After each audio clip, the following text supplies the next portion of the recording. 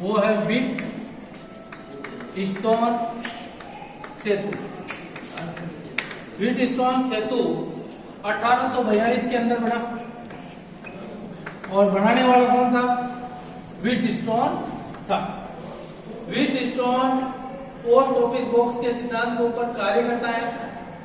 इसमें 4 भुजा होती हैं चतुर्भुज की तरह, P, Q, R और एक भुजा होती है जो S होती है, जो परिवर्तित भुजा होती है। इसके मध्य एक गैल्वेनोमीटर लगा होता है और एक कुंजी लगी होती है और यहाँ एक और कुंजी लगी हुई है और यहाँ एक बैटरी स्रोत जुड़ा हुआ है।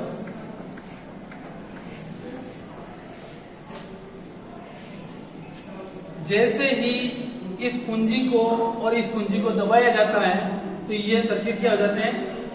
पूरा हो जाता है। और सर्किट पूरा होते ही इसमें करंट फ्लो होती है। आई करंट गई, यहां पर करंट क्या है? आई करंट है। इधर 2 रास्तों में करंट बढ़ जाती है। ये हो गई I1 करंट और ये हो गई I2 करंट। अब इनके अंदर करंट का जो डिवाइडेशन है, ये देखो A, B, C और D 4 रेजिस्टेंस है।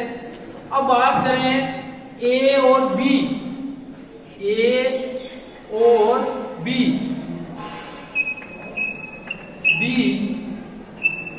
में वोल्ट का पाथ बराबर A और D, A और D में वोल्ट का पाथ। तो बात करें इसकी, तो इधर करंट कौन सी जा रही है? I1 करंट जा रही है। I1 करंट इसके साथ में क्या आ रहा है? P। इसके समांतर में बात करें तो A और D के मध्य कौन सी करंट जा रही है? I2 की करंट जा रही है और रेजिस्टेंस R आ रहा है। उसी प्रकार से B और C में वोल्ट का पाथ बराबर D और C, DC में वोल्ट का पाथ। तो इसके अंदर की बात करें तो पहले B और C की बात करें तो I1 करंट, क्योंकि करंट यही जा रही है, I1 current into Q, I1 into Q equal, इधर की बात करें तो I2 इंटू S। अब समीकरण अपना ये 1, ये समीकरण 2। अब समीकरण 1 और 2 को रखने पर 1 को 2 में रखने पर आपका जो मान होगा P Q I1 R S I2 ये समान है, इसलिए एक कट गई। अब जो सूत्र बनेगा आपका P Q R S, अज्ञात प्रतिरोध निकालना है तो R बराबर P S Q।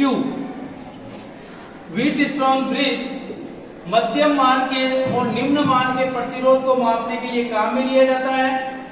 इसकी 3 भुजाएं होती हैं, 10, 100, 1000 और S एक भुजा होती है जो एक परिवर्तित भुजा होती है। S एक परिवर्तित भुजा होती है। जब इस परिपथ में किसी प्रकार की धारा प्रवाहित न हो तो यह संतुलित परिपथ होता है और ये 2 रेजिस्टेंस इन 2 रेजिस्टेंस के अनुपात में होते हैं। ये इसी सिद्धांत के ऊपर कार्य करता है। तो ये आपका आगे। अब इस पूरा चीज समझने के लिए यहां देखो 4 रेजिस्टेंस है, चतुर्भुज की तरह मैंने इन 4 रेजिस्टेंस को जोड़ा।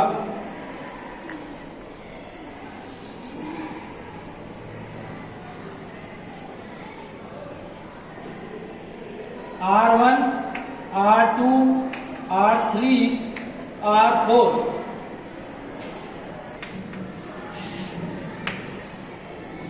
A, B, C और D, R5।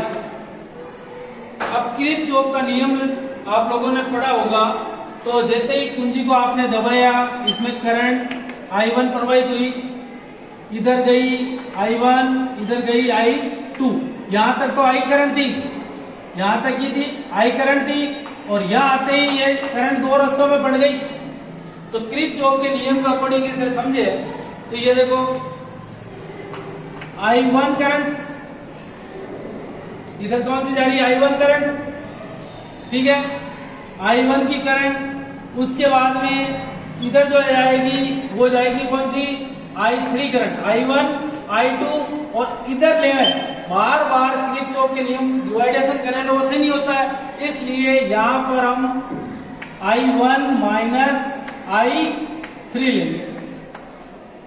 और इधर देखो ये जो I3 की करंट आ रही है और इधर I2 की करंट आ रही है, और ये सारी किधर जाएगी? इधर जाएगी। तो यहाँ ये दोनों करंट जुड़ेगी, I2 plus I3, I2 plus I3 जुड़ेगी। और यहाँ जब आएगी वापस तो करंट कौन सी वापस अपने को यहाँ मिलेगी? I करंट जो दी यहाँ से वही करंट मिलनी चाहिए। तो देखो भाई, यहां से करंट आई थी, यहाँ दो रास्तों में बढ़ गई, फिर इधर इनको जोड़ ले। तो देखो I2 plus I3 plus I1 minus I3, ये प्लस ये माइनस कट, तो ये जोड़ लो I प्लस I2 ये बराबर है I करंट के बराबर। ये तो है किरचॉफ का नियम का अकॉर्डिंग इसमें करंट का फ्लो। यहां से I करंट गई, वापस यहाँ I मिली। उसी प्रकार से हम बात करते हैं Kirchhoff voltage law, Kirchhoff voltage law की। तो किरचॉफ वोल्टेज लॉ को समझे तो इसके लिए आपको इसके अंदर दो पास बन रहे हैं। पहला पास ये, दूसरा पास बन रहा है ये। तो पास पहले की बात करें तो A, B, D और वापस A, ये तो होगा पहला पास। दूसरा पास की बात करें वोल्टेज लॉ के अकॉर्डिंग, B,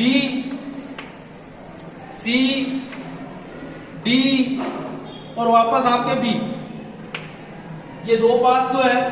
अब इस चीज को समझना, जब करंट की दिशा में जाओ, धारा की दिशा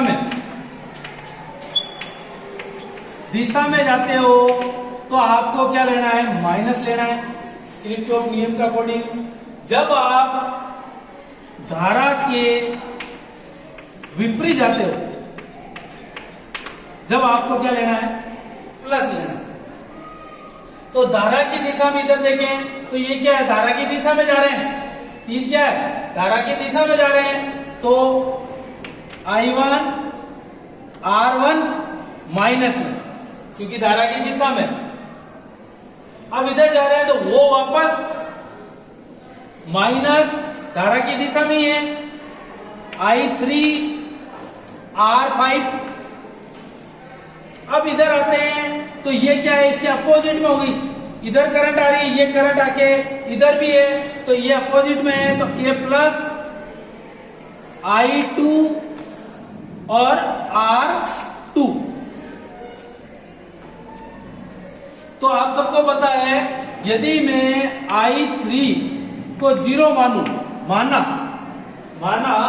I3 को 0 मानू, तो 0 मानो, 0 को इससे गुणा करें तो 0 ही रहेगा। मान क्या पड़ा रहा? Minus I1 R1 plus I2 R2। इस माइनस को उधर ले जाओ तो I2 इंटू R2 बराबर तो I1 R1। तो इस समीकरण को इस प्रकार से यहां करें कि R2 के नीचे आ जाएगा R1 और I1 इधर ले जाऊं तो ये हो जाएगा I2। ये आपका पहला, यानी ये दो अनुपात में, ये जो रेजिस्टेंस है दोनों क्या है अनुपात में है।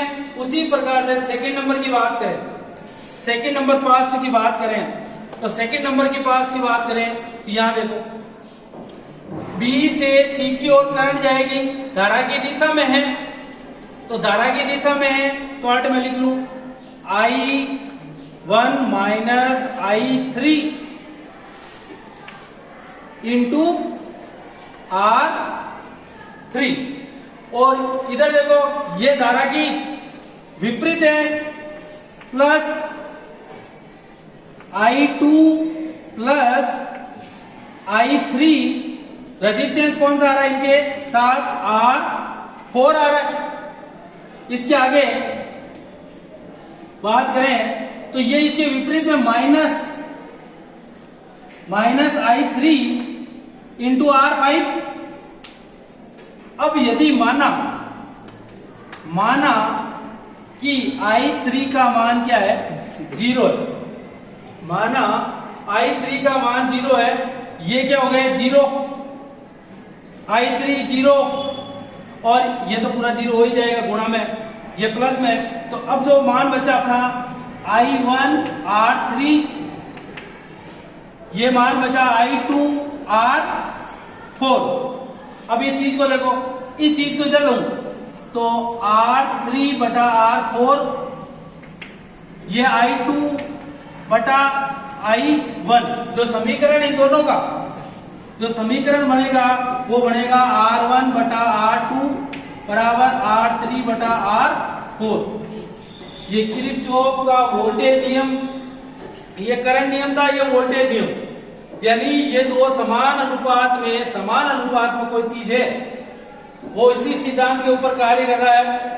ये मान लो चाहे ये मान लो, ये पूरा विस्तार पूर्वक है, और ये आपका व्हीटस्टोन सेतु का सूत्र आपका P बटा Q R बटा S है। व्हीटस्टोन सेतु 1842 के अंदर आया। इसका वैज्ञानिक व्हीटस्टोन था, 3 भुजा इसमें होती हैं। चौथे का मान निकाल